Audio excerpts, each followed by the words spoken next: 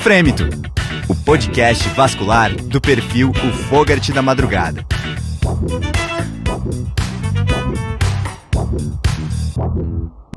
Bem-vindos de volta ao Frêmito, o podcast vascular do perfil O Fogart da Madrugada. Se você ainda não conhece o nosso trabalho, então acessa no Instagram o perfil Fogart da Madrugada para conferir a nossa produção. Todo o nosso conteúdo é independente e autoral. Eu sou o Arthur Curtarelli e, compondo a equipe do Fogart da Madrugada, estão comigo o Luiz Eduardo de Brasília. Tudo bom, pessoal? Estamos aí mais uma vez para um novo episódio do Frêmito. E o Fábio Goldbach, de São Paulo, capital. Olá a todos, é um prazer estar aqui hoje participando de mais esse episódio do Frêmito. Hoje nós vamos falar sobre o tratamento endovascular dos aneurismas aórticos com técnica de prótese em paralelo. Para conversar com a gente, nós convidamos o cirurgião mais famoso no assunto e criador da técnica de sanduíche. Ele é natural do Pará, é formado em medicina pela Universidade Federal do Pará, é doutor em cirurgia vascular e cirurgia endovascular pela Universidade de São Paulo, coordena o curso de especialização em cirurgia endovascular e é diretor do Instituto de Cirurgia Endovascular ICVE, e além de editar o livro de cirurgia endovascular, ainda é presidente do Congresso Internacional de Cirurgia Endovascular, o famoso CICE. Nós estamos muito honrados em ter conosco o Dr. Armando Lobato. Muito boa noite, doutor. Boa noite, Arthur. Boa noite, Fábio. Boa noite, Eduardo. Muito feliz em ser convidado. Acho que uma ideia sensacional, brilhante de vocês, jovens cirurgiões vasculares, e isso, sem dúvida, só vai agregar conhecimentos aos nossos ouvintes e espero angiologistas e cirurgiões vasculares. Dr. Lobato, a gente sempre começa o podcast, as nossas entrevistas, perguntando para os nossos entrevistados o que fez o senhor optar pela cirurgia vascular. Essa é uma pergunta super interessante, porque eu, na realidade, gostaria de fazer cirurgia do aparelho digestivo.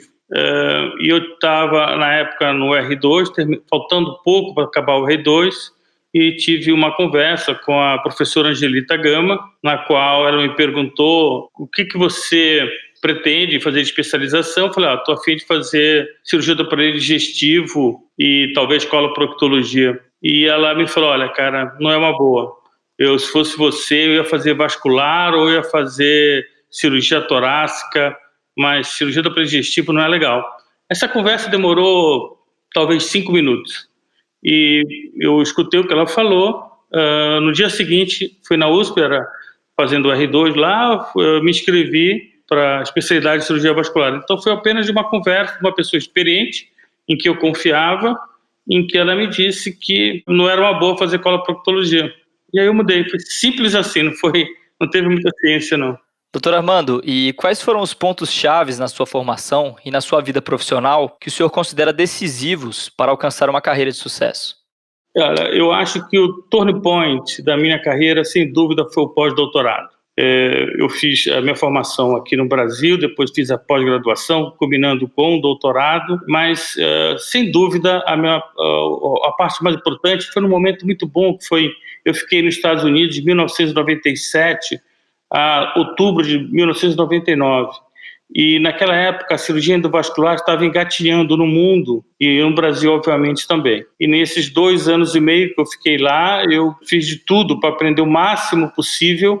E quando eu voltei ao Brasil, eu trouxe junto comigo essa tecnologia endovascular e eu acho que fez toda a diferença. Então, acho que foi meu pós-doutorado nos Estados Unidos. Dr. Lobato, a gente queria saber um pouco mais, o senhor podia contar para a gente como que foi essa trajetória que levou o senhor a se dedicar especialmente às técnicas do tratamento endovascular?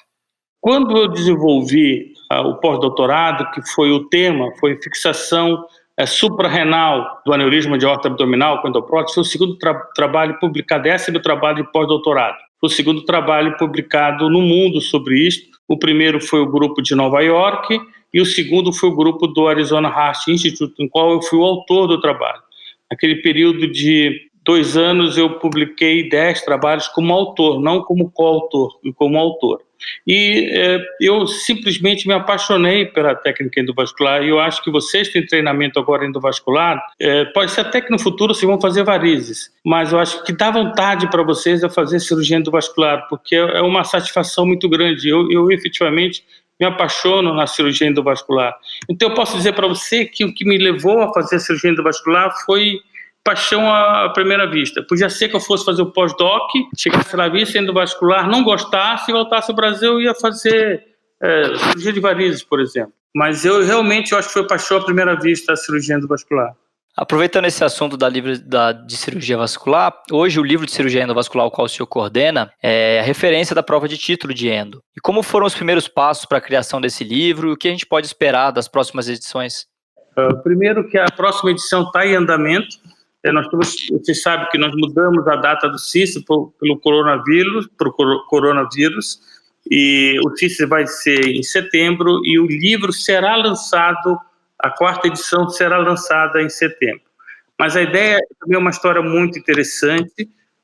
Eu era, na época, o coordenador da cirurgia, da prova de título de endovascular, e o livro que nós tínhamos de como referência era apenas do Rutherford, dos Estados Unidos, escrito em inglês. Nisto, na época, eu conversei com o presidente da sociedade, que acabou sendo meu aluno posteriormente, 2 anos depois ele foi meu aluno no curso, e eu falei, poxa, será que não dá para eu fazer um livro de cirurgia endovascular, para nós termos como referência bibliográfica? E ele falou, olha, se você fizer isso a tempo, eu disse, mas qual que é a tempo? Eu me lembro que isso era setembro, outubro, era durante o Congresso Brasileiro de Vascular que eu comentei isso. Aí ele falou, ó, em janeiro. A minha cabeça, janeiro significava 31 de janeiro. E digo, tá bom. Aí eu conversei com os meus mais próximos vasculares, pessoal, vamos escrever um livro que o presidente falou que se ficasse pronto até dia 31 de janeiro, nós poderíamos entrar na bibliografia da prova de título. E começamos a trabalhar. Quando chegou em novembro, disse, eu vou dar uma ligada de novo para o Franchini, na época era o Dr. Franchini, que não é vivo mais, pessoa muito boa. Eu falei, Franchini, estamos aqui com o livro quase pronto, já não estava, não era verdade, eu não tinha nenhum tempo na época, só estamos com o livro quase pronto, mas eu queria te entregar o livro pessoalmente. Legal, então vem aqui no dia 31 de janeiro, que era o dia do curso, que era no sábado. E ele falou, disse, cara, não é dia 31 de janeiro, você tem que entregar isso dia 6 de janeiro. E nós estávamos falando isso final de outubro para novembro. E não tinha quase nada pronto. Eu falei, não tem problema nenhum, como eu te falei, está quase tudo pronto, não, vai dar tranquilo. E eu chamei todo mundo, pessoal, mudou, não é mais 31 de janeiro, e sim dia 6 de janeiro. 6 ou 8, não me lembro agora. Era 6 ou 8 de janeiro. Logo no início de janeiro. E nisso, assim, me debrucei em escrever o livro, acho que naquela época eu escrevi 14 capítulos do livro para poder terminar a tempo. Mas, enfim, eu consegui entregar, ele veio pessoalmente, eu entreguei o livro. O interessante foi que o livro, eu mandei um exemplar só para a editora, para poder montar e eu entregar ao presidente. E quando ela falou para mim, olha, não vai dar tempo porque você está me dando 3 dias antes do prazo. Eu disse, olha, contrata ventilador, gente para soprar, para secar. O importante é que você me entregue esse livro. E ela me entregou e deu o aviso seguinte, olha, não pode abrir porque se abrir as páginas vão cair. Aí eu mandei um R3 meu na época, que era o R5, né? Falei, olha, vai buscar o livro, mas se você não conseguir trazer o livro, é melhor você não voltar para terminar o R5.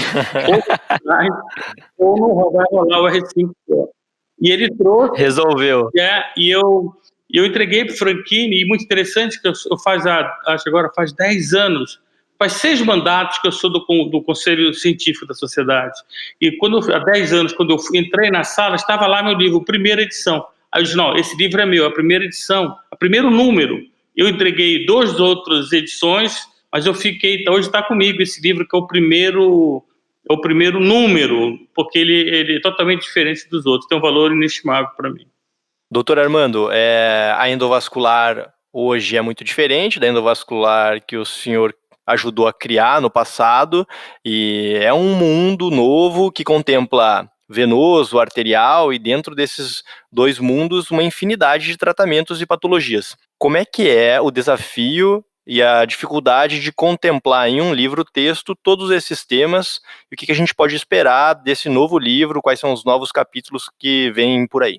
Esse livro ele vai ser bastante diferente dos anteriores, porque eu acho que é um assunto que vocês também vão gostar, eu não tinha falado anteriormente. nós vamos ter capítulos de passo a passo, de técnicas cirúrgicas. Até hoje, se vão fazer prova de título, com certeza eles vão pedir uma questão de me dar o passo a passo de correção de aneurisma de carótida, me dá um passo a passo de correção de aneurisma de aorta abdominal, de ilíaca, blá, blá, blá.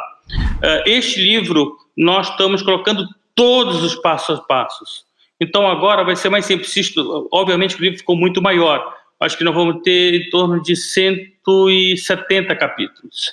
Então, eu estou tentando condensar em 2 volumes só, mas a minha preocupação é que não caibam em 3 volumes.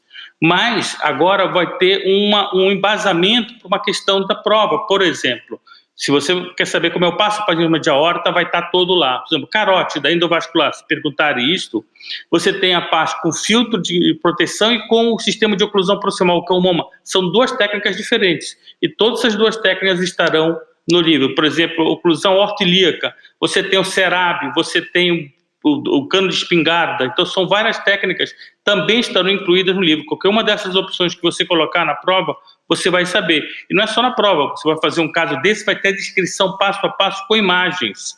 Então, acho que isto vai ser o grande diferencial, e não há livro no mundo, não é no Brasil, no mundo, mostrando o passo a passo das técnicas. Acho que isso vai ser o grande avanço dessa nova edição. Bom, fica aí a dica para os residentes, então, e para todos aqueles que vão prestar a prova de título, ou mesmo para qualquer um que seja interessado em endo. Bom, doutor Armando, voltando um pouco no tempo, lá para os meados de 2008, a gente gostaria de saber de onde veio a ideia e como foi criada a técnica de sanduíche para revascularização das artérias hipogástricas. Você pode contar um pouco para a gente de como que foi os bastidores dessa criação? Essa também é uma história muito interessante. Não sei se vocês já ouviram falar, mas eu estava no consultório e chegou um paciente encaminhado por um ex-aluno meu do curso, em que tinha um aneurisma de aorta e ilíacas e hipogástricas bilateral. Então, e esse meu aluno falou para ele, disse, olha, eu vou, para fazer isso, eu tenho que naquela época só não tinha nem a prótese ramificada, eu só tinha a opção de ocluir as hipogástricas e tratar dessa forma. E o senhor pode, com isso, ter isquemia pélvica, pode ter isquemia intestinal. Aí ele falou, não quero ter impotência sexual, que era a preocupação dele. Ele tinha 79 anos. Aí eu me lembro muito bem, o nome dele era Nércio, né? Não sei se lembram, não sei se vocês pegaram Nércio da Capitinga, era um programa de novo. O nome dele era Nércio também. Ele tinha 79 anos. E ele foi no consultório comigo, contou a mesma história, ele estava com a esposa dele. Ele falou, doutor, ele não queria saber se ele ia morrer, ele queria saber que ele não ia ficar impotente. E eu olhei para ele, tinha 79 anos, mas a esposa dele estava do lado, assim. A esposa tinha 78 anos, mas estava com um corpinho, assim, de 90 anos. Cara, eu acho que meu amigo, sei lá, eu acho que está tendo uma fera aí fora. Não tem nada, fiquei quieto, né? Só que eu não sabia, eu te confesso, eu não sabia o que fazer, né, na época. E eu tinha o congresso do Dr. Chiesa, em Milão, eu já tinha programado essa viagem, e eu tinha já também programado ficar 2 dias num hotel, que eu recomendo a vocês levarem a namorada de vocês, no Lago de Como, que chama-se Vila d'Este, o nome do hotel, maravilhoso o hotel. E eu ia passar o fim de semana lá. E eu estava com essa cirurgia na cabeça, como é que eu poderia resolver isto sem ter que ocluir as hipogástricas dele?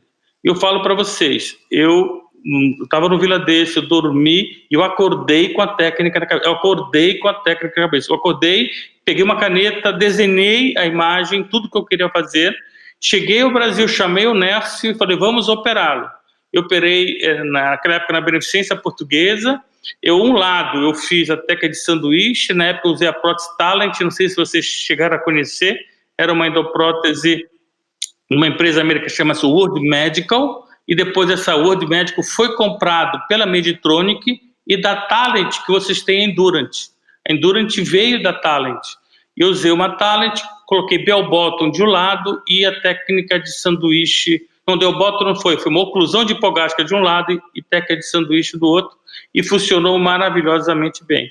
Mas foi assim, foi um sonho, literalmente um sonho, não foi pesquisa, sabe? Não me debrucei a nada, e foi um sonho disso.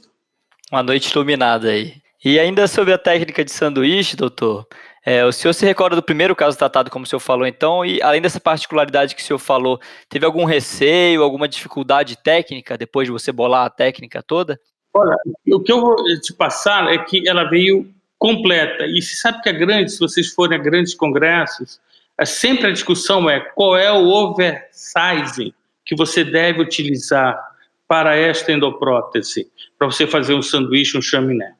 E também foi interessante, eu estava no congresso Viva, que fica em Las Vegas, e na época a sessão era essa, era uma mesa redonda, onde estava eu, o Dr. Jason Lee, chefe de Stanford, o Yao, da Universidade Princeton, Yale, e o outro professor que eu não me lembro, da Universidade de Viena. Eram os 4. E a pergunta era para cada um como que você faz o oversizing da sua técnica. E o primeiro foi o professor, esse professor, não estou me lembrando o nome dele, mas ele tem 2 trabalhos no New England, uma pessoa vascular, uma pessoa extremamente didática e do mundo científico. Ele falou, olha, em Viena nós temos 3 prêmios Nobel, e na Universidade de Viena eu tive a oportunidade de um prêmio Nobel de Física, e eu conversei com ele para fazer a técnica do estente paralelo, e ele me deu esta fórmula, me deu aquelas fórmulas enormes. Então é esta fórmula que eu utilizo para fazer o oversizing para a técnica do estente paralelo de sanduíche, ou chaminé. E aí veio o Yao, de Yale, e ele falou, olha, em Yale nós temos 7 prêmios Nobel, dos quais nós conhecemos no departamento de cirurgia um prêmio Nobel, em que nós pedimos para ele fazer a fórmula, e aqui está a fórmula que nós utilizamos, feita por ele. E todos eram a mesma história, eu ficava impressionado. E aí veio o Jason Lee, que é meu amigo pessoal, falou, nós temos 15 prêmios Nobel em Stanford, dos quais nós temos 5 prêmios Nobel de Física. E nós chamamos eles para dar vocês sabem, mas Stanford é um dos que mais faz estentes paralelos no mundo. Nós temos essa fórmula que nós utilizamos para os estentes, para cada um com uma fórmula diferente. Não era nenhuma fórmula igual, completamente diferente. Aí me perguntaram, eu falei, olha, no Brasil não tem nenhum prêmio Nobel, eu não conheço nenhum prêmio Nobel, e o que eu faço é o seguinte, eu faço 1 milímetro a mais do que o diâmetro da artéria-alvo. Por exemplo, se eu tenho uma artéria hipogástrica de 5 milímetros, eu uso uma estente de 6 milímetros. Se eu tenho uma artéria renal de 6 milímetros, eu uso um estente revestido de 7 milímetros. Então eu faço da maneira mais simples possível. E funciona. Então foi a resposta, e ficou cada um com a sua interpretação. Mas eu acho que o mais importante é você chegar você perguntou da dificuldade, acho que do estente paralelo, é você escolher o diâmetro da prótese e o diâmetro do estente paralelo. E tem alguns outros detalhes também que eu descrevo muito bem na minha técnica. Por exemplo, eu não recomendo que você abra o estente revestido antes de liberar a endoprótese e antes de balonar essa endoprótese. O estente revestido só pode ser aberto no final da cirurgia. Por quê? Porque se você abre antes, vai ter um espaço entre a endoprótese e o estente revestido. Se você libera a endoprótese primeira, balona, não vai ter espaço, gutters, que chama-se, que é aquelas gutters, isso, que são é como se fosse uma calha, né? Uma calheira entre um e outro, vai ter vazamento. Então, acho que é mais uma dificuldade técnica mesmo, um detalhe, não é dificuldade, é detalhe técnico. E aí na evolução da técnica, teve alguma coisa, algum detalhe que o senhor fez lá no primeiro caso, ou ainda no início da sua experiência, e que o senhor não faz mais dessa maneira nos dias de hoje? Sim, exatamente. Houve evolução, inclusive neste livro nós estamos fazendo desenhos novos. Por exemplo, no tórax abdominal, acho que o pessoal que está assistindo sabe, quando a gente chama tórax abdominal, existe classificação de 1 a 5, tórax abdominal, e quando a gente fala tórax abdominal tipo 2, é aquele que vai desde a subclávia, a barra da subclávia, até a bifurcação aórtica, podendo ou não incluir as ilíacas, significa que todas as artérias viscerais estão incluídas. Na primeira técnica, se você for ver na primeira descrição, faça os 4 sanduíches estentes paralelos para cima. Mas o que eu observei? Que quando você tem uma aorta pequena, um colo pequeno, por exemplo, um colo de uma aorta acima do tronco celíaco estreita, uma aorta de 28, quer dizer, 26, 28, não é tão estreita, mas é uma aorta estreita.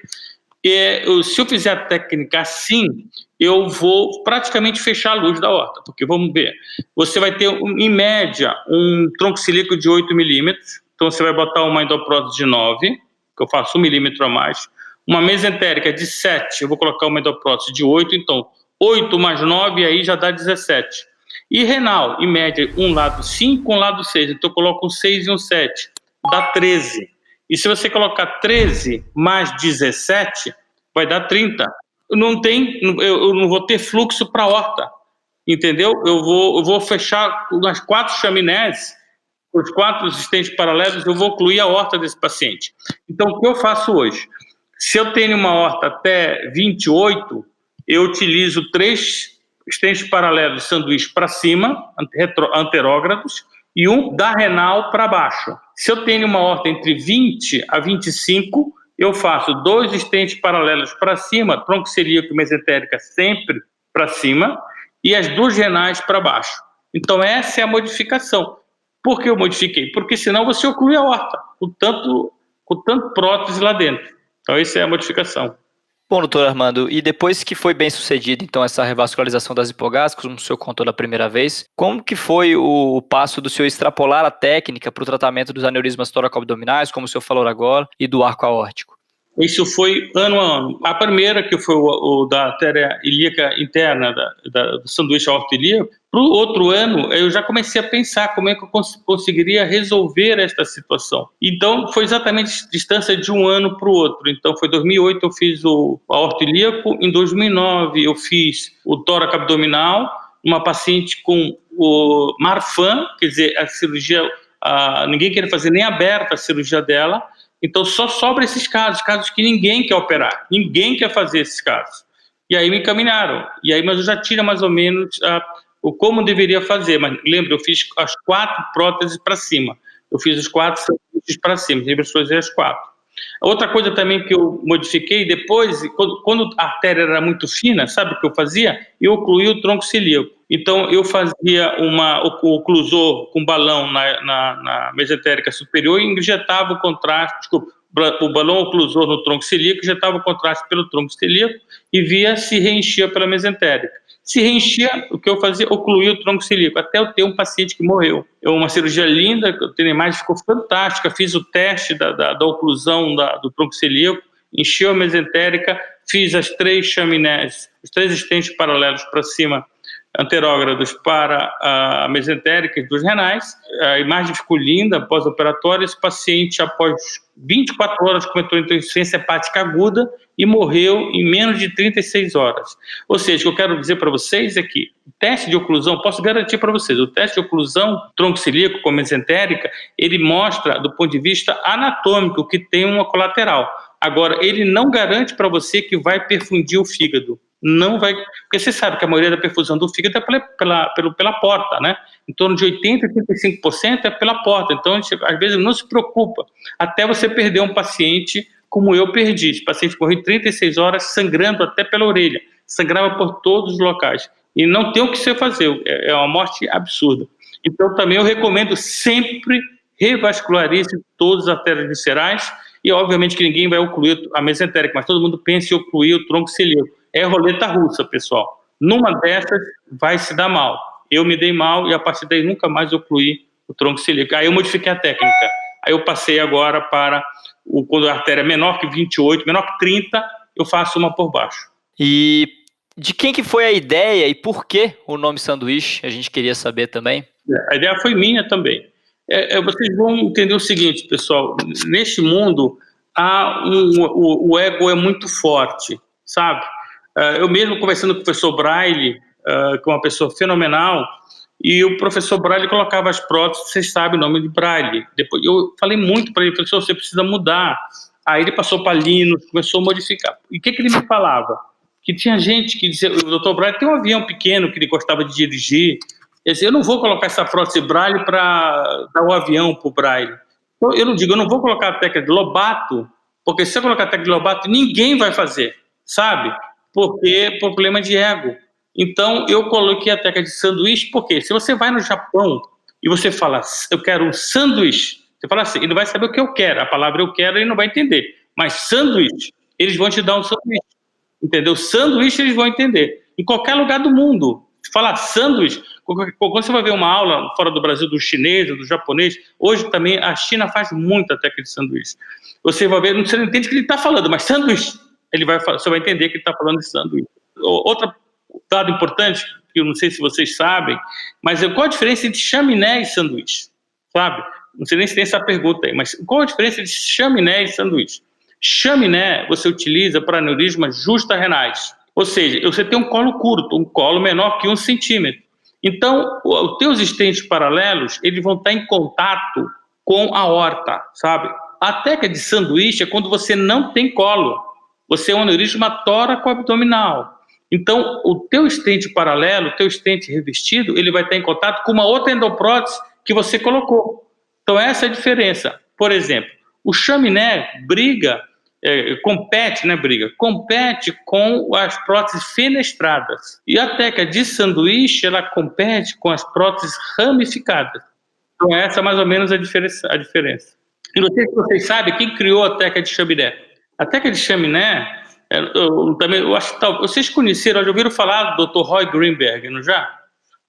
Roy Greenberg não foi o inventor da técnica das fenestradas, mas foi um americano que desenvolveu bastante as endopróteses ramificadas e as endopróteses fenestradas. Bem, numa cirurgia convencional dele, ele publicou isso. Ele ocluiu inadvertidamente as artérias renais desse paciente. Uma oclusão com a prótese, não era uma fenestrada, era uma prótese convencional, colo curto. E ele ocluiu as 2 artérias renais. Aí ele veio por cima, conseguiu entrar com fio guia dentro da renal e salvou, fez um bailout procedure, quer dizer, um procedimento de urgência e colocou um estente dentro da renal e fez uma chaminé, e publicou como chaminé.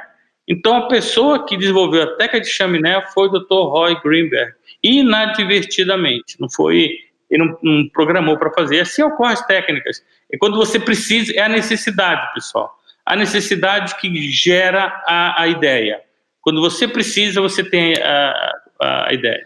Tá certo, doutor. É muito legal para todos nós saber um pouco mais dos pequenos detalhes aí dessa história. Bom, nos dias de hoje, a gente sabe que a técnica do sanduíche é muito conhecida e reconhecida, aí já com pelo menos 500 artigos nacionais e internacionais que abordam o assunto. Mas o que a gente queria saber agora é lá atrás, como que foi a aceitação inicial da nova técnica e qual a importância de existir uma técnica desenvolvida no Brasil e que é realizada num cenário internacional? Quando eu comecei a fazer a técnica de sanduíche, eu me lembro bem, eu apresentei isso num congresso internacional de cirurgia endovascular nos Estados Unidos, e como eu falei, vou dar um exemplo, era para o stent, o aneurisma aortoilíaco. Então eu coloco um ramo ilíaco que tem mais ou menos 14 milímetros. Dentro de 14 milímetros eu coloco um stent revestido de 6 milímetros, que geralmente a hipogástrica tem 5, 5,5, e uma perna ilíaca contralateral que tem 16. Então, dentro de 14, eu coloco 2 endopróteses, que somando as 2 endopróteses, ela dá em torno de 21. Então, dizia, cara, todo mundo fala, isso aqui vai ocluir. Porque como é que num continente de 14 você coloca 21? Vai ocluir. E eu mostrando o resultado, e das pessoas, hoje é meu amigo, falou, olha, isso que você está fazendo funcionou agora, não sei como, mas isso é contra a física. Isto é fadado ao insucesso. Isso que você está fazendo vai ocluir. E eu me lembro que na primeira vez que eu apresentei, eu falei, é possível. Eu tinha acabado de fazer. Eu fiz isso em outubro, e esse congresso ele foi em fevereiro. Então eu tinha 4 meses. Eu dizia, olha, é possível, está funcionando, mas eu não posso dizer, eu estou falando só uma opção técnica que eu fiz, mas posso te afirmar que não vai funcionar. Passou-se um ano e ele fez o mesmo comentário, uma outra aula que eu dei, eu falei, olha, então é melhor você rever os físicos que estão orientando você para eles mudarem a ideia, porque Está funcionando, cara. Isso está funcionando até agora. Aí o segundo problema que eu tive é da indústria, né? Porque a indústria investiu milhões nas próteses ramificadas. E isto cria um prejuízo absurdo. Se você vê artigo do próprio Frank Criado, ele fala a técnica do estente paralelo foi uma técnica que foi criada para não dar certo, mas deu certo para a infelicidade da indústria. Porque ele é muito mais barata, muito mais simples. Se você for fazer, não sei se vocês já tiveram oportunidade de fazer, a técnica, se você comparar uma prótese ramificada com a técnica de estente paralelo, ela é muito, muito mais simples. Então, eu tive 2 etapas. A etapa pessoal, onde sempre falo que você é maluco, né? Aí depois passa na ideia que você é mentiroso, tem a ideia do louco, do mentiroso, e depois vem a ideia da aceitação. O cara é fora de série. Mas isso é depois de alguns anos, porque, olha, eu estou falando que eu tenho de 12 anos, né? É o segmento que eu tenho hoje, 12 anos já. E funciona. Que história, hein? É, sem sombra de dúvidas, uma grande invenção vem com uma grande responsabilidade. Não deve ter sido fácil no começo. Doutor, através do perfil do Fogart da Madrugada no Instagram, nós recebemos várias perguntas dos nossos ouvintes e nós selecionamos uma delas para fazer para o senhor. Quais são os principais detalhes que o senhor leva em consideração ao optar pela técnica de sanduíche e quais são as dicas práticas mais importantes que o senhor poderia compartilhar com nós? Eu sou professor da pós-graduação da Escola Paulista de Medicina. Nós estamos para defender a tese agora com o Dr. Marcelo Cury, que é meu aluno de doutorado, que nós fizemos um estudo comparativo prospectivo entre aneurismas aortilíacos usando as técnicas de sanduíche, técnica de oclusão de hipogástrica e técnica de bell bottom. Então vamos lá. E depois eu vou estar falando separadamente entre sanduíche e a prótese ramificada. Isso não estava nesse estudo, mas eu vou falar quando eu escolho uma ou outra. Então, o que nós observamos? Vocês vão estar vendo os trabalhos saindo agora sobre isso, e a gente vai estar mostrando, inclusive, no CIS também isso. Se você, pessoal, utiliza a bell bottom no teu paciente, numa ilíaca maior que 20 milímetros, vai colocar o bell bottom de 22, eu garanto para você que você vai ter um vazamento tipo 1B, se esquecer o paciente, ou se você seguir de perto, você vai ter uma migração desse ramo ilíaco e você vai ter que reintervir. O que aconteceu nos meus casos, não tinha isso anotado, eu tive pela análise de Cox, que é uma análise multivariada, a mortalidade tardia, uma mortalidade significa mais de 30 dias, estatisticamente maior no grupo que você coloca bell bottom em artérias ilíacas, aneurisma de ilíacas maior que 20 milímetros. Então, o que eu quero falar? Bell bottom, você vai colocar em pacientes com aneurismas de ilíacas menores que 20 milímetros. Não coloque maior que 20 milímetros. Mas se não tem nenhuma situação, se você tem um paciente grave, idoso, que a perspectiva de vida dele seja menor que 2 anos, aí eu recomendo que você coloque um bell bottom de 25 ou de 28, por exemplo. Mas é uma perspectiva de vida pequena para este paciente. Aí entra na discussão se vale a pena ou não operar um paciente deste tipo. Mas se tiver que operar e quiser colocar um bell bottom grande, acima de 20, você tem que ter um paciente com baixa expectativa de vida. Então isso é bell bottom. Oclusão de hipogástrica. O que nós encontramos? Nós encontramos estatisticamente uma elevada taxa de mortalidade operatória. O paciente que agudamente, dentro de 30 dias, em que você oclui bilateralmente as 2 hipogástricas. E também, se você oclui bilateralmente as 2 hipogástricas, você tem uma maior taxa de disfunção erétil e uma maior taxa de claudicação de nádegas. E também achamos algo diferente, que é vazamento tipo 2 tardio. No entanto, nós não conseguimos ainda mostrar que esse vazamento tipo 2 levou ao aumento do saco aneurismático. Por enquanto, não houve diferença nesse vazamento tipo 2, se aumentava ou não o saco aneurismático. Não foi significativo isso. Então, o que eu quero falar sobre oclusão de hipogástrica? Se for bilateral, não o façam. Você vai ter mais taxa de claudicação de nádegas, você vai ter mais taxa de disfunção erétil e você vai ter uma taxa maior de mortalidade operatória em comparando a outra cirurgia convencional. E quando é que você vai fazer oclusão de hipogástrica, então? Eu só uso oclusão de hipogástrica unilateral, bilateral esquece, estou fora. Unilateral, quando você tem um runoff, ou seja, uma vazão muito ruim. Porque se você fizer aí colocar um sanduíche ou uma prótese ramificada, provavelmente ela vai ocluir. Então, se você tem um runoff pequeno, né, com um aneurisma maior que 20 de ilíaca, maior que 20, aí eu acho que vale a pena você ocluir. Ou quando você tem uma suboclusão de hipogástrica já, uma lesão acima de 80%. Então, neste caso, você está habilitado a colocar uma oclusão da artéria hipogástrica. E os demais, para mim, é revascularização da artéria hipogástrica. Então, ou seja, hoje, para mim, o tratamento, a revascularização da hipogástrica é dominante. Você tem que revascularizar a tua hipogástrica. Vocês sabem, você vai ter aneurisma tóraco-abdominal, se você oclui a hipogástrica ou oclui a artéria subclave esquerda, você tem uma taxa de paraplegia muito maior nesse tipo de paciente.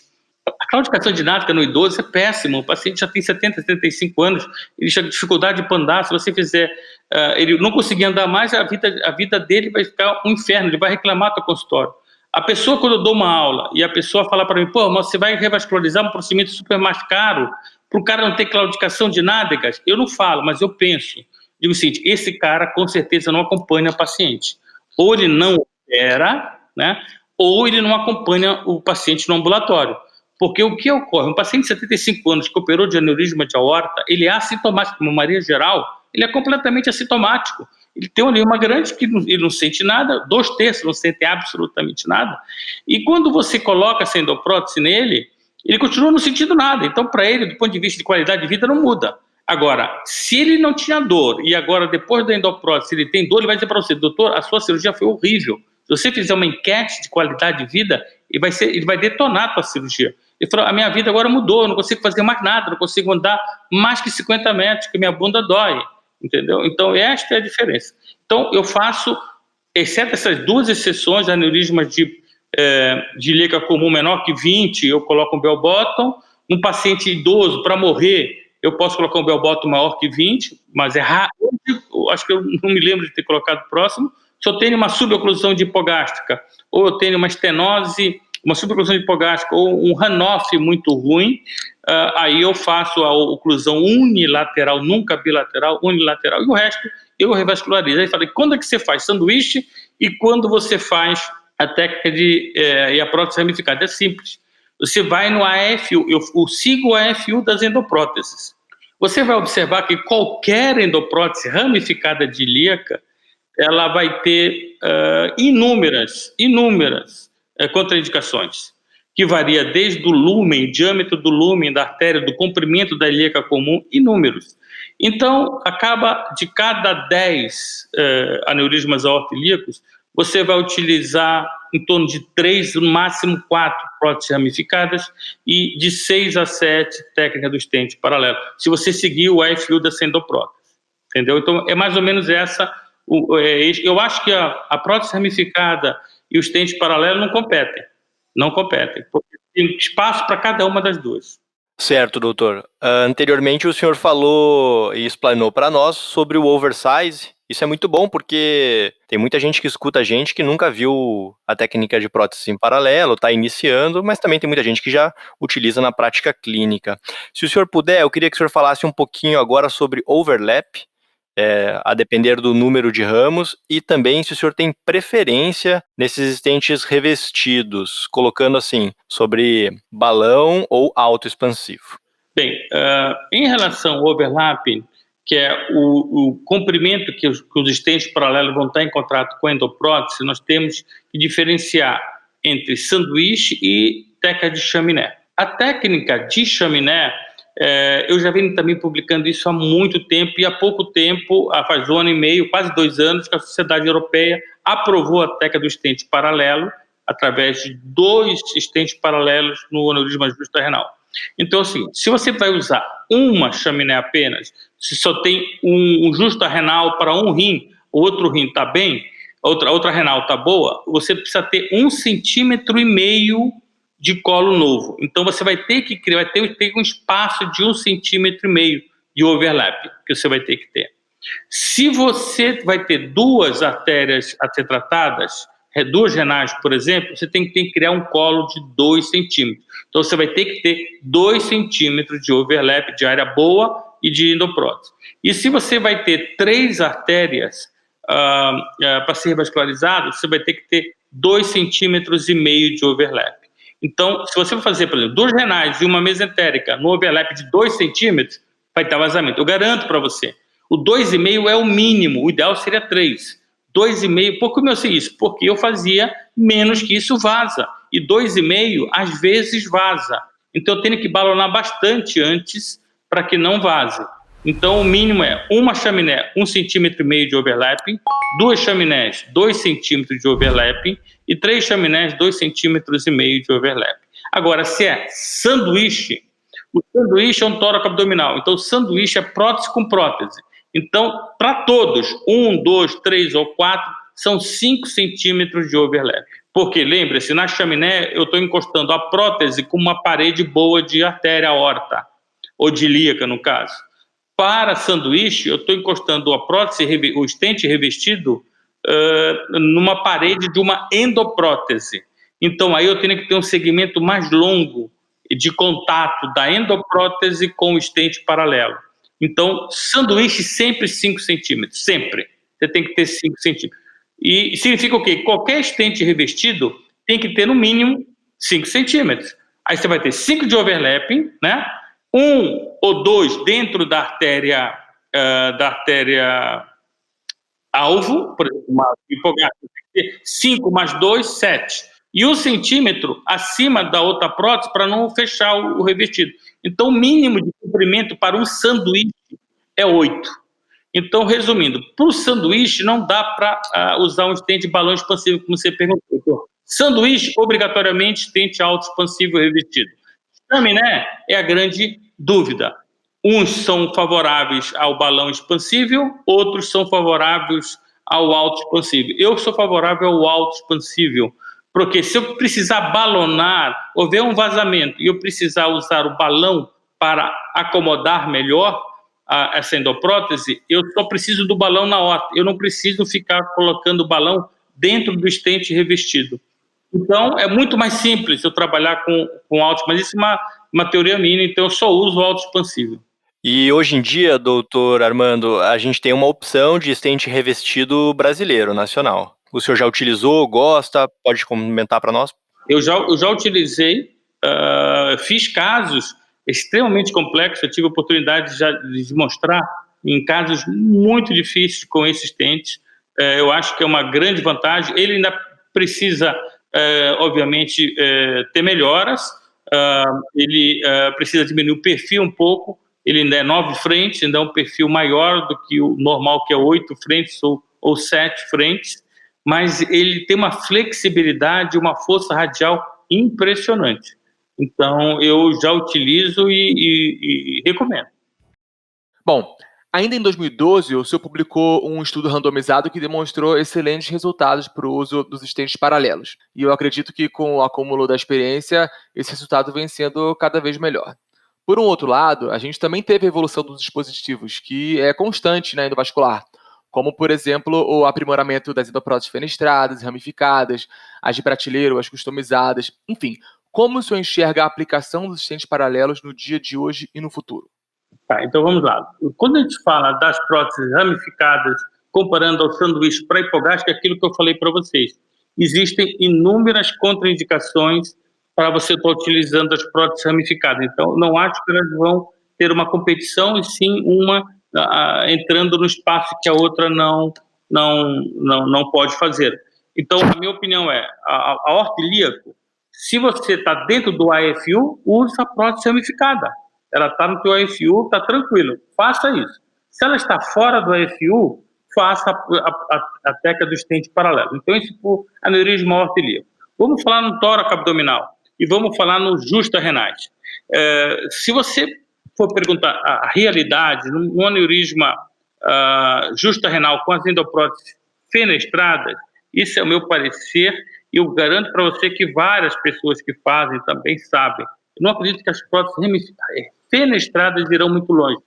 elas ocasionam, elas provocam fratura do estente, que só pode ser um estente de balão expansível. Você imagina você colocar um estente rígido, balão expansível, na renal. Você sabe que o rim ele fica subindo e descendo. Agora coloca isso por 1, 2 anos. Esse teu estente ele vai fraturar, e é o que ocorre. Ou ele fratura, ou ele quinca, ou ele faz o crush, ele esmaga. Então, eu não acredito que a prótese fenestrada ela vai ter um futuro maior. Eu acho que tem futuro maior é a prótese ramificada, que você vai usar um estente auto-expansível, mais flexível, e você vai trabalhar mais com isso. Mas qual o ponto negativo? Mesmo as endopróteses de prateleira, vocês sabem qual é a principal complicação? É paraplegia. Então, vocês conhecem o Timothy Shooter. Quando eu apresentei um trabalho no Congresso Americano de Cirurgia Vascular, acho que foi em 2017, 2017, eu acredito 2016, eu não estou agora me lembrando, ele apresentou logo depois do meu trabalho. E ele mostrou 20% de complicações neurológicas. Né? 20%. É o cara o Timothy Shooter foi quem descobriu a prótese ramificada. É da Universidade de USC, South California, que fica em São Francisco. 20% de complicações medulares. E muitos dessas, eu acho que em torno de 5%, evoluíram para paraplegia. Qual foi o próximo passo após ele? Foi o primeiro a ter coragem de mostrar isso. Chamou atenção para todo mundo. Isso faz 7 anos. Não, acho que foi 2013, faz 7 anos, ou 14. Então faz agora, muitos grupos fazem a cirurgia tóraco-abdominal em 2 etapas.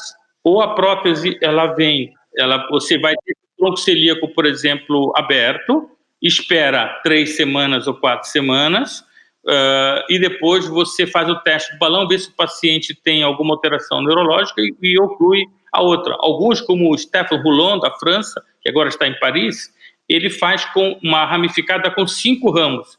O 5º ramo é o 5º que ele deixa o fluxo passar. E depois de 1 mês, 3 semanas a 4 semanas, ele vai e oclui aquele ramo. Agora eu pergunto para vocês, se você tem um aneurisma de 8 centímetros, que é a grande indicação, você tem coragem de deixar o ramo aberto, sabe? Porque vai ficar o sistema fechado, presta atenção, é um vazamento que você está criando aqui, um vazamento tipo 1, desculpa, um vazamento tipo 3. Você está criando um vazamento tipo 3 nesse paciente. Isso é alto fluxo. Será que você tem coragem de fazer isto? Né? Então, a minha pergunta é, nos aneurismas, eu acho, de 6, 6,5 ou até 7, você até pode tentar fazer uma técnica sequencial. Agora, o aneurisma acima de 7, você fazer a técnica sequencial, tanto para qualquer pessoa. Você faz. Agora, se você não faz, a chance de você ter paraparesia ou paraplegia existe enorme. Eu acho que o ponto negativo da técnica ramificada é descobrir uma maneira de evitar a paraplegia. Porque, vou te falar, se você perguntar ao paciente se ele prefere viver ou viver paraplégico, talvez muitos dizem que querem viver, mas quando eles ficam paraplégicos, se você for ver, a mortalidade deles é enorme, eles querem morrer, eles não querem ficar paraplégicos. Então, o que eu passo é que não há com essas próteses, eu não vejo com essas próteses a possibilidade de você resolver a situação da paraplegia. Qual é a desvantagem ao meu ver, do sanduíche e dos tentes paralelos? São muito poucos trabalhos de segmento mais longos para isso. Então, não tem uma casuística grande. Tá? Minha casuística, por exemplo, de stents para tóraco-abdominal, eu tenho 38, não chega a 38 ou 39 pacientes que eu estou escrevendo agora, para tóraco-abdominal. Para hipogástrico eu tenho muito mais. Então, são poucos pacientes. São pacientes de exceção. Rotura, com dor. São esses pacientes que chegam para mim. No eletivo, entendeu? Então, eu acho... Aí veio a prótese, o multilayer. O multilayer, vai ser a solução, mas não foi. Né? Talvez no futuro, multilayer. Eu acho que vai ser algo diferente, que minha opinião, ainda vai evoluir. Isto não é um assunto encerrado. Eu não acho que vai ficar na ramificada. Eu acho que a fenestrada está morta, vai morrer, mais cedo ou mais tarde ela vai estar morrendo. A ramificada hoje seria a prótese mais indicada, mas nós temos esse ponto negativo, que é a complicação neurológica. Doutor, e mudando um pouco de tema, em 2002, vamos voltar um pouquinho no tempo, o senhor fundou o estágio em cirurgia endovascular em São Paulo, e ao longo desse tempo o senhor já treinou mais de 700 cirurgiões. Como que o senhor enxerga o ensino da nossa especialidade no Brasil? Vocês são a geração X, e é uma geração em que foram treinados já com a total falta de apoio da indústria. Na época logo que eu comecei em 2002, vou te falar isso, até 2014, 2015, a indústria, por exemplo, você fazia o treinamento aqui, eles patrocinavam o treinamento. Se queria fazer um congresso lá fora, eles patrocinavam o teu congresso. Você queria ver um serviço lá fora, não ligado à indústria, mas é um treinamento aberto, não um treinamento específico da indústria, porque isso é compliance. A gente levar para você ver o treinamento do produto deles, isso é o maior compliance do mundo. Hoje não existe mais. Hoje a indústria abandonou o treinamento, praticamente abandonou o treinamento dos jovens. Então, se vocês forem ver o treinamento de vocês, que vocês fizeram a parte arterial muito grande, mas se eu perguntar para vocês em que vocês vão trabalhar, os residentes que acabaram, os jovens, eu vou falar para vocês, 98% vai dizer que vai fazer veia. Então, você é treinado na cirurgia arterial, você sabe fazer a cirurgia arterial e você vai fazer veia. Eu acho que, minha opinião, a cirurgia endovascular em 10 anos vai carecer de profissional. Não vai ter.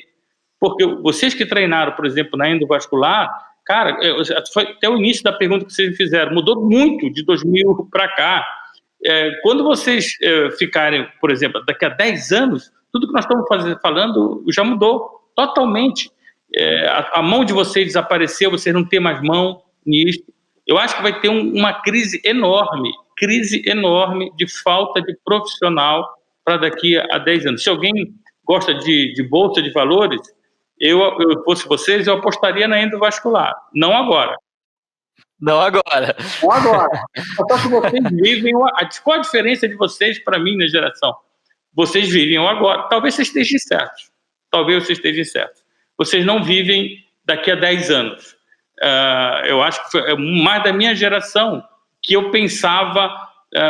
eu sou da época na USP que a gente acabava a residência e a gente virava insistente. O nome não era assistente, era insistente.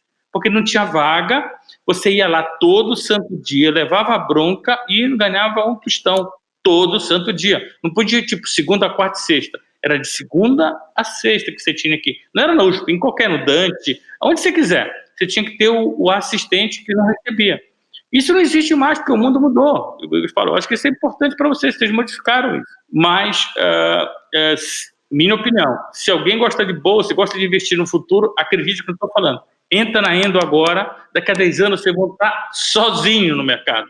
Sozinho, não vai ter concorrência. Porque os mais velhos vão estar abandonando e não vai ter cara novo. Aí vocês vão ter todos os pacientes do mundo. Minha opinião, né? São boas palavras de esperança aí pra gente, doutor. Bom, doutor Armando, o senhor é convidado para participar e para palestrar em diversos países nos congressos mais importantes da nossa especialidade. Como o senhor vê a cirurgia vascular no Brasil frente ao cenário mundial? Existe alguma coisa que o senhor vê que é realizada fora do país e que, na sua opinião, a gente também deveria absorver aqui no Brasil?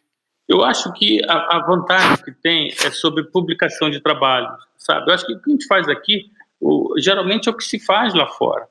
Talvez a Europa tenha mais produtos um pouco mais modernos que no Brasil. Pouquíssimo. Mas acho que, por vista de material, nós estamos com uma defasagem pequena. Agora, para publicação é enorme. Se você quer publicar, não sei se vocês já entraram nesse meandro, nesse campo de publicação, você tem que fazer tudo. Tipo, você tem que bater escanteio, correr na área e cabecear e chutar para o gol. Lá nos Estados Unidos, se você vai na Clínica Mayo, você vai onde eu estava, no Arizona Heart Institute, eu tinha uma pessoa só para colher dados. Aí eu tinha uma pessoa só para fazer estatística para mim. Eu tinha uma pessoa só para corrigir o meu artigo que eu escrevi. Cara, é muito fácil assim. Então, eles conseguem publicar absurdamente mais do que nós aqui. Então, eu acho, do ponto de vista de divulgação científica, nós estamos muito atrás. Eu acho que, se for falar nisso, eu acho que é mais na divulgação. Aí parece, puta, o Brasil não faz nada. Porque o cara olha, onde o cara vai ver se tem medicina sendo feita de alto nível? Nas publicações. E nas publicações nós somos muito ruins, porque nós não temos estrutura nisso, né? Não temos estrutura para isso. Você tem que fazer tudo isso, absolutamente tudo isso. Então, acho que nós estamos atrás, sim, em publicação, mas muito atrás. Muito. E o que ocorre com isso? Com isso, a indústria não traz trabalhos para nós fazermos aqui o início do estudo. Pô, como é que eu vou mandar para o Brasil se o Brasil não publica nada? Não vou mandar para o Brasil. Então, nós nunca estamos na vanguarda. Eu acho que nós não estamos na vanguarda por este motivo, mas nós não estamos ultrapassados, não. Nós estamos indo bem, eu acho que está indo bem a coisa. Doutor Armando, e falando mais uma vez do CICE, lembrando que foi adiado por conta da questão do Covid-19 para setembro, né? Nós sabemos já que é um evento muito bem consolidado e fundamental para qualquer residente ou qualquer cirurgião vascular. O senhor sempre trouxe e sempre traz palestrantes que são ícones na medicina vascular, como os doutores Frank Witt, Frank Criado, Parodi, Dr. Volodos e até mesmo o nosso inspirador, Dr. Thomas Fogart. O que o senhor poderia nos adiantar e o que o congressista pode esperar do CICE em 2020? Nós vamos estar trazendo, desta vez, eu acho que um aspecto muito interessante, que será exatamente isso que você fez a pergunta anterior para mim. Como é que nós estamos do ponto de vista cirúrgico? O que é que nós da endovascular comparando com o mundo? Então, nós vamos ter 5 cirurgias realizadas na Baylor College. A Baylor College é onde, você tem uma noção, é onde o Dr. Michael DeBake desenvolveu todas as cirurgias da aorta de coronário, primeiro transplante americano, com Danton Cuddy. Então, é da Baylor College, que fica em Houston. Então, nós vamos ter a demonstração de 5 cirurgias via satélite direto de lá para o Brasil. Nós vamos ter também a demonstração de 4 cirurgias realizadas no Leipzig, na Alemanha, que você também já deve ter ouvido falar, que hoje é um dos maiores centros de cirurgia endovascular do mundo, através do Dr. Dick Scheiner, que é um grande amigo meu. Então, nós vamos ter cirurgias, 4 cirurgias arteriais, 3 cirurgias arteriais de aneurismas no Brasil. Então, a gente vai ter essa noção, essa pergunta que você fez, exatamente é o que muitos me perguntam, como é que está? Então, nós vamos ter, no mesmo congresso, 3 países de 3 continentes diferentes, que eu fiz questão de ser um americano, um europeu, ou seja, o centro da aorta do mundo, que é o Baylor, o centro da endovascular do mundo, que é Leipzig, e o Brasil. E nós vamos estar mostrando a todos os congressistas, ao vivo, 3 centros mundiais, para ver que a gente não está tão defasado na técnica. Então, acho que a parte prática, eu sou muito voltado à parte prática da coisa. Também, obviamente, que o CICE cresceu muito, vamos observar, que é na parte venosa. Então, nós vamos ter aqui casos ao vivo realizados pelos maiores especialistas do mundo, que são brasileiros da parte venosa. Então, nós vamos ter o Dr. Kazu, que é meu contemporâneo de residência na USP, ele é um pouco mais jovem que eu, então ele vai estar mostrando ao vivo a técnica de Clax. Não sei se vocês já entrevistaram ele, mas também é uma referência mundial. Então, o Dr. Kazu vai fazer caso ao vivo de Clax e discutir casos complexos que ele fez. Vai ter uma sessão de 1 hora.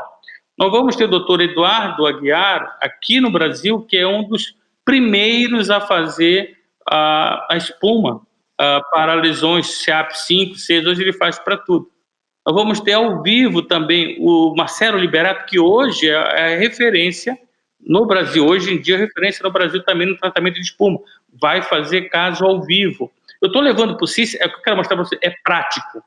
O que nós estamos tentando levar ao CICE é mais coisa prática para você olhar e levar para o teu consultório do que muito slide com estatística. Entendeu? Que na estatística você lembra, depois quando acaba a aula, você nem lembra a estatística. Então, eu acho que foi o Luiz Eduardo que me perguntou, eu acho que isto é o diferencial do CICE deste ano. Nós vamos ter um congresso extremamente prático. Nós queremos que o congressista ele saia vendo várias opções de terapêutica e faça isso no consultório dele, sem ter números, sem ter estatísticas. Vai ter, mas não é o foco. O foco é prática. E, além disso, nós vamos ter um hands-on de simuladores também, pela primeira vez. Todos os simuladores de arteriais e venosos estarão presentes no evento. Então você vai fazer simulação que hoje se faz muito nos Estados Unidos e na Europa. São treinamentos, ou seja, tudo voltado ao treinamento. O CICE, ele está se voltando mais à parte de treinamento agora. É isso que nós estamos focando. Essa é a diferença. Bom, fica aí para todo mundo, então, o convite do CICE 2020, que vai vir aí cheio de conteúdo e de novidades. Doutor Armando, tem uma pergunta que a gente gosta muito de fazer e que a gente sempre repete para todos os entrevistados. Existe alguma coisa que o senhor acredita e que o senhor faz na sua prática e que o senhor sabe que está com a razão, mas que poucos cirurgiões da comunidade vascular concordam com o senhor? Do que eu faço na prática, Miriam, vou dar um exemplo. Eu opero aneurisma de aorta não de 5,5, de 5 centímetros. Mas eu acho que todo cirurgião concorda comigo, mas na aula ele fala que é 5,5. É um pouquinho diferente do que vocês estão falando. Então, assim, eu não espero chegar a 5,5. Eu opero aneurisma de 5 centímetros. E eu garanto para você, em off, qualquer cirurgião fala a mesma coisa para mim. Agora, se eu apresentar isto, os outros vão dizer que só opera com 5,5. Então, é um pouquinho diferente, mas de boca para fora, eles falam que é 5,5. Mas de boca para dentro, isso estou falando mundialmente, tá? Não estou falando Brasil. Eu estou falando, se vai nos Estados Unidos, o cara fala, minha indicação foi 5,5, não é verdade. Eu morei lá quase 3 anos. É 5 centímetros. Então, eu acho que isto é o que eu faço mesmo. Eu acho que não tem por que eu esperar um aneurisma. Eu já vi, por que eu falo isso? Porque minha tese de doutorado na USP, doutorado meu, foi evolução natural do aneurisma de aorta. E eu já tive aneurisma que cresceu de 4 centímetros. E rompeu. Então, o que eu quero dizer? Você tem que ter a velocidade de crescimento. Isso você espera 6 meses.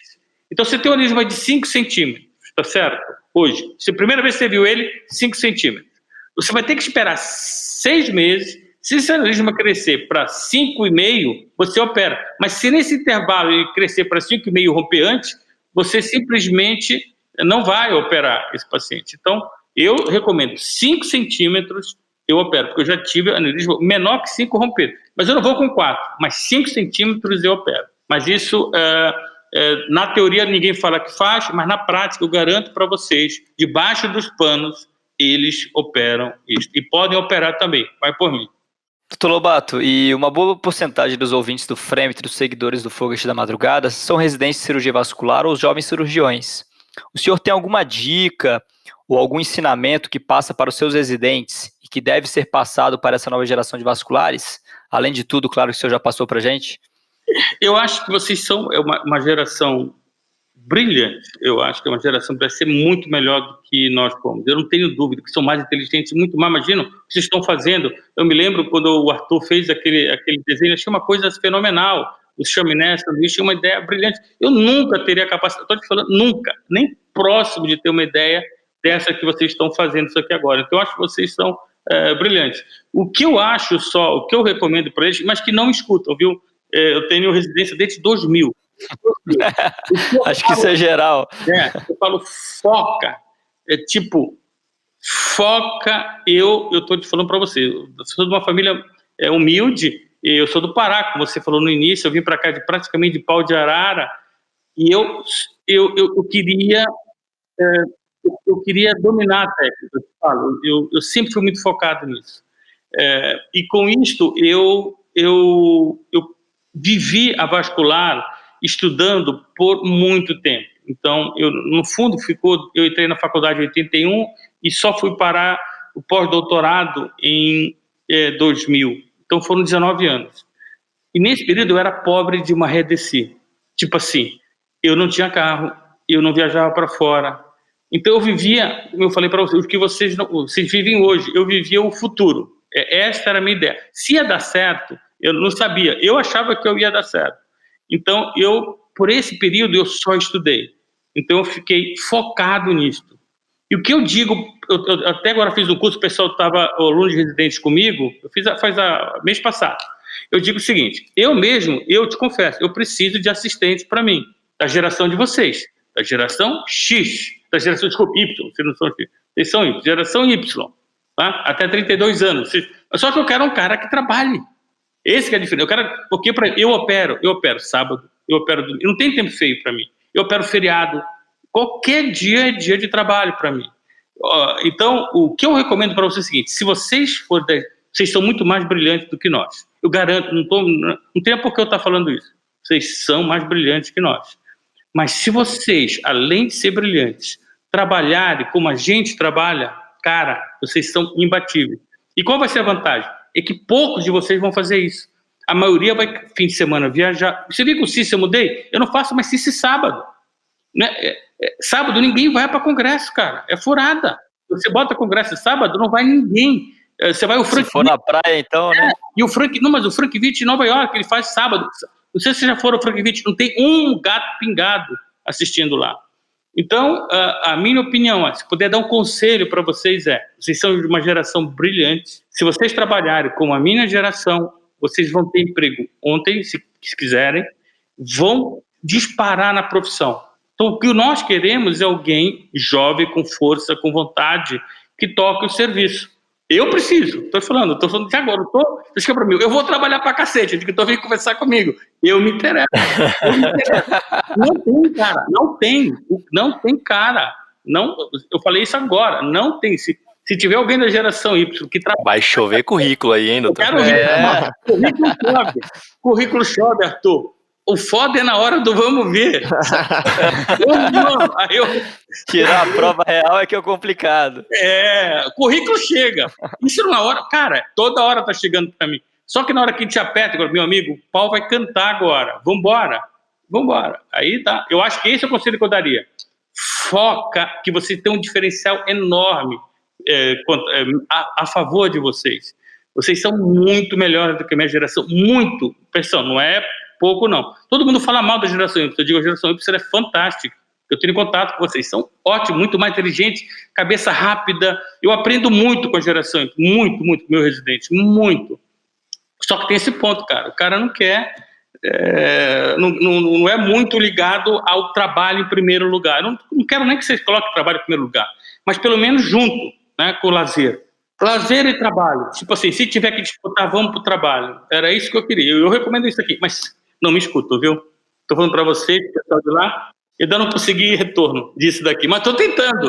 Eu tô jogando. Eu jogo no ar. E um desses, cara, eu vou mandar brasa. Eu digo, tô dentro. Entra comigo. Que conversa, hein? Tenho certeza que foi uma conversa muito produtiva, muito mais que uma conversa, foi também uma aula. Muito obrigado, Dr. Lobato, por abrir espaço na sua agenda, tarde da noite, para conversar com a equipe do Fogart da Madrugada. Se o senhor tem alguma consideração final para deixar para os nossos ouvintes, gostaria também que o senhor divulgasse novamente a data do CIS 2020, que está alterada por causa do Covid-19, e também se o senhor quiser deixar o seu e-mail, para o pessoal mandar os currículos aí, e inscrição do SESI ou alguma outra informação, por gentileza. Se eu puder dar um conselho para os mais jovens, eu acho que a melhor especialidade de cirurgia é a cirurgia vascular. Então, se alguém está fazendo cirurgia geral e gosta de cirurgia, faça a vascular. É a melhor especialidade. Por que a melhor especialidade? Porque ela te dá várias opções. Você pode ser ultrassonografista só, não dá plantão, só trabalhar em horário certinho. Você pode ser um cara tipo dermato, estético, faz aquele vasinho, laserzinho, ganhe uma grana também. Você pode ser um flebologista tradicional, que você trata cocket, você trata varizes de grosso calibre, pode ser um endovascular ou um cirurgião convencional. Você tem cinco subespecialidades na cirurgia vascular. Não tem especialidade que tenha tanta subespecialidade. Então, se alguém está na dúvida do que vai fazer e for inteligente, faça cirurgia vascular. Não tenho dúvida disso. Eu recomendaria a qualquer pessoa fazer cirurgia vascular e tem espaço para todo mundo. Se trabalhar principalmente, tem espaço para todo mundo. O CIS, nós modificamos porque nossa preocupação foi realmente a saúde de todos, a saúde dos brasileiros, então nós foi uma decisão muito difícil, imagina, o Congresso é enorme, e nós tivemos essa decisão de adiar para setembro, de 7 a 9 de setembro, onde vão ter todas essas informações que eu passei, principalmente virado a um evento prático, para que dê ensinamentos práticos a vocês. Se você é cirurgião geral, você vai ser bom porque você vai ver ultrassom, vai ter caso de ultrassom, vai ter caso de flebostética, vai ter caso de flebologia mesmo, que são úlceras ao vivo, tudo isso feito ao vivo. Vai ter caso de oclusões, pé diabético feito ao vivo, e aneurisma de aorta feito ao vivo. Então, quem está na dúvida do que quer fazer, pode ir no CIS, que você vai ter esta gama de opções sobre o tratamento endovascular e vascular também. E do meu e-mail é simples, é A de Armando C de Carvalho Lobato, tudo junto, aclobato, @ICVE, que é Instituto de Cirurgia Vascular e Endovascular.com.br. No Instagram, eu estou no Instituto ICVE. Vocês podem me seguir no Instagram como Instituto ICVE. E no Facebook eu estou como, eu acho que é Armando Lobato, se eu não me engano, eu acho que é Armando Lobato. Podem mandar perguntas se quiserem. Se eu chegar a mandar via o Fogas da Madrugada do Arthur, o Fábio, o Luiz Eduardo, eles me encaminham. E o que precisarem de mim, estou à disposição. Eu sou bem de fácil acesso. Acho que o Arthur, talvez, que mantava contato, às vezes demora um pouco para responder, mas eu respondo sempre, absolutamente sempre. E se alguém que conhecer o Arthur, ou o próprio Fábio, o Luiz Eduardo, quiser meu celular, aí o Eduardo, o Luiz Eduardo, o Fábio, o Arthur tem a minha autorização para passar meu celular, quiser conversar comigo por WhatsApp, sem problema nenhum. Perfeito, doutor Armando. Muito obrigado mais uma vez por despender seu tempo aqui com a nossa equipe. E chega ao fim mais um episódio do Frêmito, o podcast vascular do perfil Fogart da Madrugada. Para você, nosso ouvinte, não deixe de compartilhar suas imagens usando o catéter Fogart e agora escutando o podcast Frêmito pelo nosso perfil no Instagram. Você pode mandar seu feedback, entrar em contato e enviar suas perguntas para a nossa equipe e especialmente para os nossos entrevistados através do direct do Instagram ou pelo nosso e-mail. Anota aí, fogart.catéter@gmail.com. Frêmito, o podcast vascular do perfil O Fogart da Madrugada.